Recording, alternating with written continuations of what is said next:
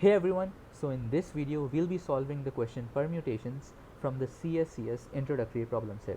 The question says that a permutation of integers 1 to n is called beautiful if there are no adjacent elements whose difference is 1, and we'll be given this number n and we have to construct a beautiful permutation if it exists. So let's try to take some cases from n is equal to 1. So if n is equal to 1, then it will obviously be beautiful because if we just have the element 1, there are no adjacent elements, so it will automatically be beautiful because there will be no condition which we have to check. Now if n is equal to 2, however, then we obviously can't arrange 1 and 2 in such a way that the adjacent elements don't have a difference 1. They'll obviously have a difference 1. So when this is the case, we'll have to print no solution.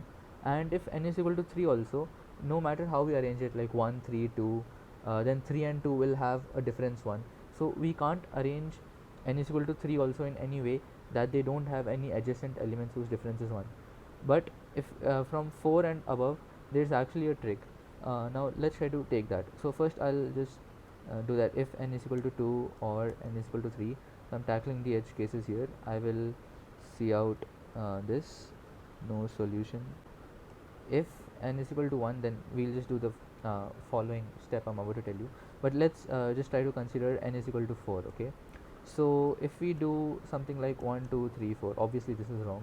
But if we try to do something like 1 and then I took 3 and then I took 2 and then I took 4, then also it won't work because 3 and 2 will have a difference 1, and 1 3 and then 4 and 2 also won't work. So you can trial and error and test that we have to start with an even number.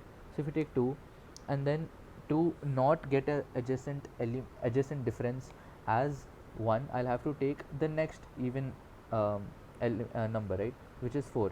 And then once I'm done, like I reached n, right, then I can again start from the beginning with all the odd elements, so 1 and 3. Now you can try and test that no matter what n you take, this will always work. I've seen some very complex solutions of this problem and I don't know why there are a lack of editorials with this solution in it. So anyways, let's code it. So first I can loop from int I is equal to 1 to n.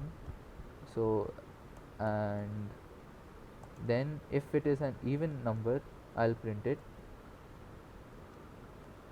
So if this is even, I'll print I, and also we have to give a space, right? So I'll give a space and I'll repeat the same thing but for odd numbers.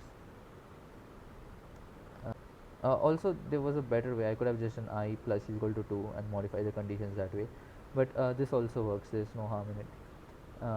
And then I print all the odd numbers. Let's just see if this works. Also one more thing, when we encounter a no solution, we have to return, like we don't want to process all of this stuff. I could have put it in an else condition, or you can just directly stop the program over here so it does not actually go through this loop. And now let's try to submit it, and as you can see, it passes all the test cases.